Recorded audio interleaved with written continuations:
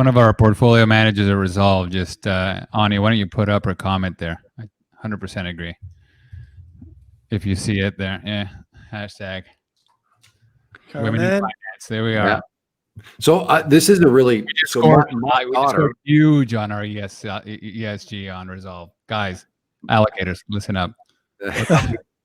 But I mean, my daughter had the opportunity to go into finance, but she was not particularly enamored with the male-dominated sort of sphere that it is. You mean like the 4 white guys on this call? That's a thing of the past. All that's going to change. Like, think of the past.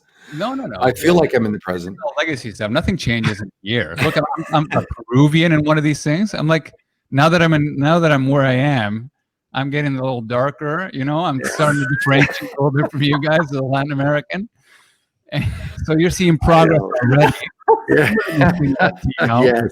Rodrigo Hector Gordillo Pizarro in one of these. Yeah. In 10 years, it'll be like it'll get to the we shouldn't underestimate what is sort of the inching towards better behavior across the board. Like that's I'm not arguing against present that. Company excluded. But I will also say like that. Yes, last night's discussion with one of our traders, portfolio managers internally who ran a prop desk in Chicago was enlightening. Right? He's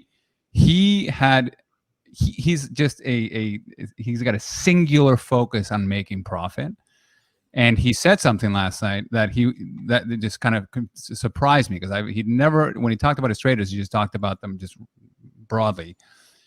But he had more women in his team than anybody else in his organization, and it was because he doesn't care. Like he looked for the merit.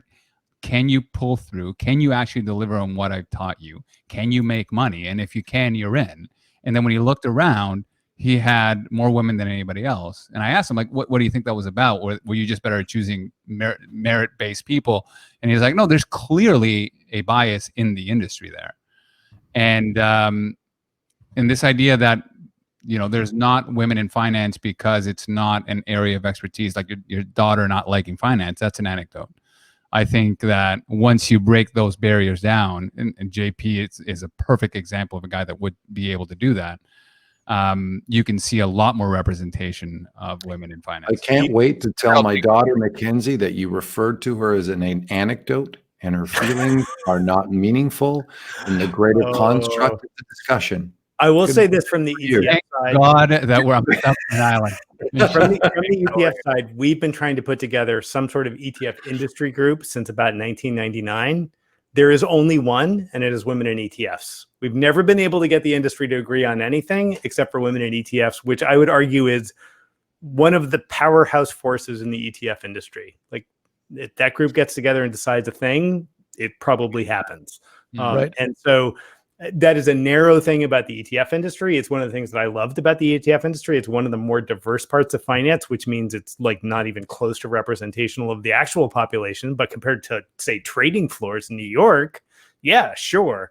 You know, and I think that's true of quant finance in general, right? I mean, I think if you looked at the number of CFAs who are minted every year, I'll bet you it's got a better demographic split than the broad finance industry, for sure. Definitely. Yep. I remember my daughter, again, I'll harken back while going through school, and her name is Anecdote, is that right? Her name is Anecdote. Yeah. And anyway, I won't mention her by name because I haven't approved this conversation for broad distribution. So if she hears it, I will have the lots to pay.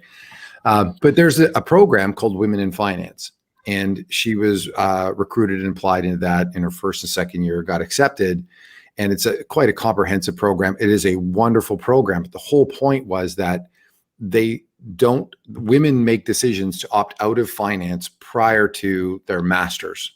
And so what they wanted to do is provide women the opportunity to operate in finance, come into finance prior to the graduation of their undergrad, because they need to get them there and influence women and encourage them to get into this industry before they graduate and go into their masters. It has to happen before that. And so a a great program. Shout out to Women in Finance.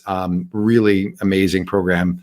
Still wasn't able to convince my daughter to come into finance, but that's another story, I suppose. Rush those math tutors too. I remember they were like a rotating in and out of your house on a weekly basis. Of course. Yeah. All to graduate in art history and economics. So there you go. She's gone on to engage in the noble pursuit of law. Yes. And, so I guess I can feel the family lawsuit coming already. All right, gents. I do have to get going. You guys are free to continue to chat, but is there any major topic? I think that's great. Yeah, good. That's good. I appreciate your time, Dave. That was a wonderful journey through a labyrinth of finance. Hopefully it wasn't just all me just rambling about random crap. No, we were all rambling about random crap. Enough It was great. I like seeing the other side of the cascading effects, Mike Green type of argument, which is go. Everybody should go download Corey Hofstein's paper, Newfound Research. Totally agree. Absolutely. Yep. We probably should get someone from Women on ETFs on this too. I will make a few suggestions for sure. That would be awesome. Thank you. Great idea. Great idea.